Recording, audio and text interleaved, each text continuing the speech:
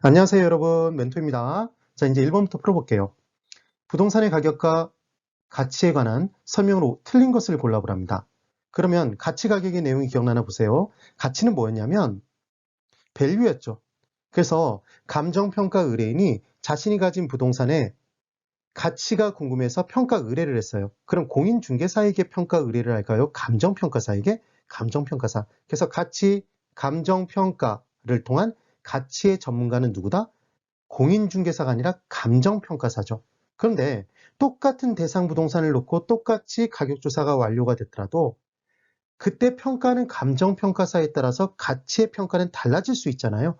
그래서 가치는, 밸류는 감정평가사별로 달라질 수 있으니까 주관적 개념이라고 해요.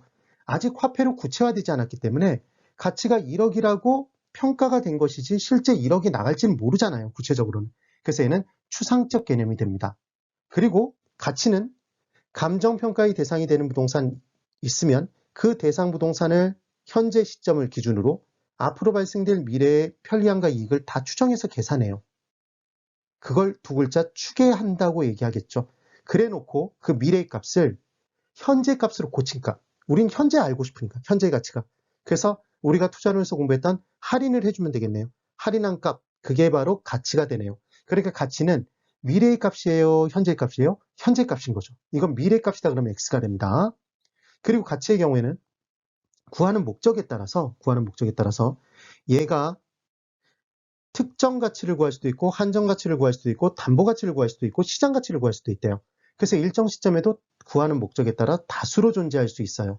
그리고 아까 추정됐던 미래의 편리함과 이익은 금전적인 것, 앞으로 얼마만큼 수익을 발생시킬지를 따져볼 수도 있지만 주거용 부동산 같은 경우에 이때 심리적 만족감을 줄 수도 있잖아요. 부촌이라면 가치가 더 높게 평가되겠죠. 부자들과 어울려 살고 싶다. 뭐 이런 개념들. 그래서 금전적인 것뿐만 아니라 비금전적인 것까지 고려를 한다. 이 정도 개념을 기억하시면 돼요. 그래서 다수로 존재할 수 있네요. 일정 시점에도. 그때 가치가 1억으로 평가가 됐어요. 근데 매도인과 매수인이 1억을 기준으로 잡아놓고 가치를 기준으로 둘이 실제로 주고받은 금액이 있어요. 그게 가격 프라이스예요. 그러면 이때 가치가 1억이라고 꼭 1억에 거래되라는 보장은 없잖아요. 1억일 수도 있겠지만. 그래서 1억에 거래될 수도 있고 9,500에 거래될 수도 있고 1억 500에 또는 1억 1000에 9천만 원에 거래될 수도 있겠죠.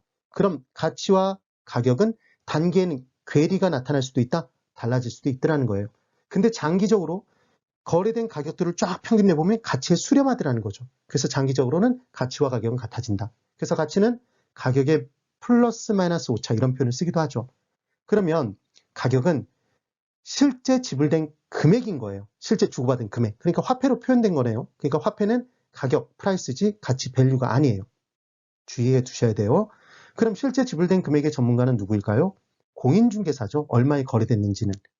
그러면 2020년 12월 31일에 1억에 거래됐다 그러면 어느 공인중개사가 봐도 걔는 1억이에요. 그러니까 얘는 객관적 개념인 거죠. 그리고 화폐로 구체화돼 있죠. 얘는 구체적 개념이에요. 그리고 지불된 순간 이미 과거의 값이죠. 과거의 값입니다. 그리고 2020년 12월 31일에는 1억이라는 가격 하나죠.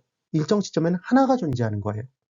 그래서 가치와 가격의 내용에서 가치가 건물이 있는데 그 건물 옆에 지하철이 들어섰습니다. 그럼 이 건물의 가치가 올라가겠죠. 그래서 가치가 1억 5천으로 올라갔다면 서로 사기 위해 경쟁할 테니까 실제 지불되는 금액, 가격도 올라가겠죠. 그래서 가치, 밸류가 상승하면 가격이 상승해요. 옵니다. 그런데 가격, 서로 주고받는 금액을 높여서 거래한다고 해서 가치, 밸류가 올라가는 건 아니잖아요. 이게 만약에 올라가는 거라면 내가 가진 부동산의 가치를 올리는 방법 간단하네요. 우리 서로 임자라고 부르는 부인, 남편을 서로 불러서 짜고 치는 거죠. 원래 1억인데 2억에 서로 주고받아요. 그럼 가격이 2억이 됐죠. 올라갔죠. 그럼 가치가 2억으로 뛰나요? 아니죠. 그래서 가격이 상승하면 가치가 상승한다는 X가 됩니다. 그래서 1번 가격은 특정 부동산에 대한 교환의 대가로, 그래서 교환의 대가로 주고받는 게 가격. 그럼 사용의 대가로 주고받는 건 임료죠. 그래서 매수인이 실제 지불한 금액이네요. 5. 2번 가치는 효용에 중점을 두며, 그래서 효용, 발생될 미래 효용이 크면 클수록 가치를 높게 평가하는 거죠. 그때 장래 기대되는 편리함과 이익은 금전적인 것뿐만 아니라 비금전적인 것을 포함할 수 있다. 아까 설명드렸고 3번 가격은 대상 부동산에 대한 현재 값이지만 틀렸죠. 현재 값 아니라 뭐였죠? 과거의 값이었죠. 실제 지불된 금액이니까 지불된 순간 과거가 된다. X네요. 가치는 장래 기대되는 편익을 예상해서 추계했으니까 미래의 값이나요? 그게 아니라 미래의 값을 추계해서 걔를 현재의 값으로 고친 할인한 금액이 되는 거죠. 그래서 현재의 값입니다. 이 부분도 틀렸네요. 그 다음 그래서 3번이 답이고 4번 가치란 감정평가사의 주관적 판단이 반영된 것으로 각 개인에 따라 차이가 발생할 수 있다? 그렇죠. 5번 주어진 시점에서 대상 부동산의 가치는 다양하다. 그래서 일정 시점에도 가치는 다양하게 존재할 수 있다고 그랬어요. 1번은 3번입니다. 그 다음 2번 부동산의 가치 발생 요인에 관한 설명으로 틀린 것을 골라보래요. 그런데 가치와 가격을 구분하는 내용에서만 가치, 가격을 따로 보는 거고 그냥 가치, 가격이라고 얘기하면 그 다음부터는 다 똑같다고 보시는 거예요. 그냥 가격이구나 이렇게 생각하시면 돼요. 그래서 부동산의 가치 발생 요인은 가격 발생 요인이라고 보시면 오히려 훨씬 더 쉽습니다. 그럼 이때 우리가 어떻게 외웠었죠? 탤런트 유의시가 있다라고 기억했어요. 그래서 유상 유이예요. 그러면 유는 유용성, 효용성이었죠. 그래서 쓸모가 있어야지만 가격이 발생할 거 아니에요? 누가 돈 주고 사겠죠. 그러면 쓸모만 있으면 가격이 발생하나요? 공기는 쓸모 있죠. 근데 다 같이 갖고 있으니까 누가 돈 주고 안 사잖아요. 그러니까 상대적 희소성이 있어야 되겠죠. 그럼 상대적인 희소성이라는 건 수요, 사겠다는 사람은 많은데 공급하겠다는 사람은 그것보다 못 미치는 거죠. 그래요. 그 다음 쓸모가 있고 상대적 희소성이 있어도 만약에 살 수 있는 능력을 갖춘 사람이 없어요. 그러면 실제 지불할 수 없으니까 가격이 발생될 수가 없겠죠. 거래가 이루어질 수 없으니까. 그래서 유효 수요가 존재해야 됩니다. 유효 수요는 우리 경제론에서 공부했던 내용. 사고자 하는 욕구에 살 수 있는 능력이 가미돼 있어야 돼요. 그런데 지금 유용성이 있고 상대적 희소성이 있고 그리고 유효 수요가 있어요. 근데 법적으로 아예 거래를 못하게 막아버렸어요. 그럼 거래가 발생되지 않으면 실제 지불되는 가격은 있을 수가 없잖아요.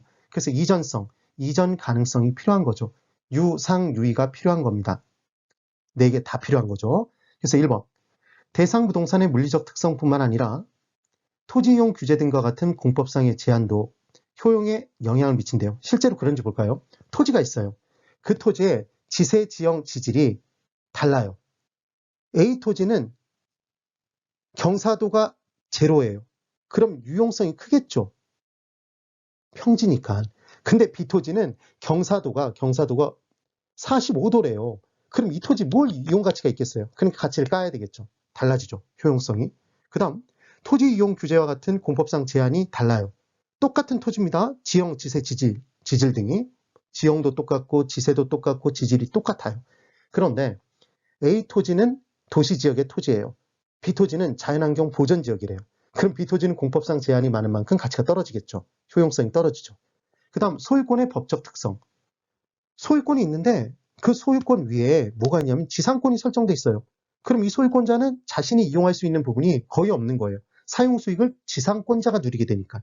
그러니까 그 부분도 대상 부동산의 효용에 당연히 영향을 끼칩니다. 법적인 사항도. 그 다음 2번. 유효 수요란 당연히 부동산을 구매하고자 하는 욕구와 지불 능력을 갖춰야 돼요. 근데 필요로 하는 것은 아니다라고 얘기를 했네요. 그래서 X입니다. 답은 정말 허탈하기 쉽죠. 2번입니다. 그 다음 3번. 상대적 희소성이란 부동산에 대한 수요에 비해 공급이 부족하다는 것이다. 5. 4번. 효용은 효용성 또는 유용성이라고 나올 수 있어요. 부동산의 용도에 따라 주거지의 경우에는 쾌적성, 편리성이 필요하고 상업지는 수익성과 매출이 필요하고 공업지는 생산성과 비용 절감이 필요하겠죠. 그래서 주택이 있는데 공원이 옆에 있어서 쾌적성이 높다면 주택의 효용성이 큰 거고 대형 쇼핑몰이 있어서 생활의 편리성이 높다면 주택의 효용성이 크겠죠. 이런 판단입니다. 그 다음 5번. 부동산의 가치는 가치 발생 요인들이 하나만 있으면 되나요? 상호 결합에 의해서 나타나나요? 상호 결합에 의해서 발생하는 거 맞네요. 그래서 2번은 2번입니다. 탤런트 누구라고요? 유이씨, 유상유이 기억하시는 거예요. 그 다음 3번. 다음 부동산 현상 및 부동산 활동을 설명하는 감정평가 이론상 부동산 가격 원칙을, 가격 재원칙이라고 우리가 공부하는 것, 순서대로 나열한 것을 골라보랍니다. 그러면 가격제 원칙의 내용에 기억나나 보세요. 이런 개념이죠. 전제되는 원칙이 있었고 그 대상 부동산 내부에 존재하는 원칙, 외부적으로 존재하는 원칙이 있었어요. 그럼 부동산 가격을 구할 때 전제되는 원칙은 끊임없이 변하면서 움직인다는 원칙이 있었죠. 변하면서 움직인다. 변동의 원칙. 그러니까 어떻게 변동될지 예측이 필요하네요. 예측의 원칙. 이 둘이 전제되는 원칙. 내부에 존재하는 원칙은 균이, 수수 이렇게 공부했던 것. 내부의 균이, 수수. 균은 균형의 원칙. 시설물들끼리 균형이 맞아야 된다. 균형 깨지면 기능 저하된다. 그러니까 가치는 떨어져요. 내부적으로 시설물들끼리 균형이 깨졌는지는 그 부동산만 들이다 봐야 알겠죠. 개별 분석을 통해 알 수 있는 거죠. 그 다음 시설물이 전체 부동산에 기여하는 정도가 적정해야 된다. 기여의 원칙. 수익 배분의 원칙. 수익 배분의 원칙은 생산하고 남는 게 있어야 배분이 되네요. 잉여 생산성의 원칙이라고도 하죠. 그 다음 수익 체증 체감의 법칙. 층수의 결정과 관련된 내용이었어요. 치읓. 그 다음 외부적으로 존재하는 원칙은 부동산이 20층짜리 건물이 있습니다. 그런데 그 20층짜리 건물이 정말 변두리 외곽에 있어요. 그러면 그때는 가치가 낮겠죠. 외부적 요인과 어울리지 않으니까. 그러면 대상 부동산의 기능이 저하되나요? 경제적 가치가 떨어지나요? 경제적 가치가 떨어지죠. 그래서 외부적 요인과의 어울리는 정도가 적당해야 된다. 그게 무슨 원칙? 적합의 원칙. 적합하지 않으면, 외부와 적합하지 않으면 경제적 가치 떨어진다. 경제적 감가. 그 부분을 판단하기 위해선 대상 부동산만 개별 분석 디립다 해봤자 외부와의 관계를 판단할 수 없어요. 지역 분석을 해봐야 되겠네요. 그 내용이었습니다. 그 다음 20층짜리 건물이 있으면 그 옆에 20층짜리 건물과 상호 경쟁을 통해서 가격이 형성되겠네요. 동일한 수요와 공급이 있는 권역 내에, 동일 수권 내에 비슷한 부동산은 대체관계 성립, 경쟁이 나타난다. 초과인이 없어질 때까지. 그래서 비슷한 가격 수준대가 형성된다. 지금 그 얘기였죠.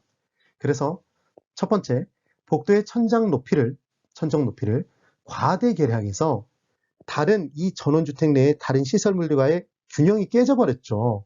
그럼 이 전원주택의 냉난방비가 과도하게 발생이 돼요. 그러니까 결론적으로는 선호도가 떨어지겠죠. 그래서 내부적 균형 여부를 따져서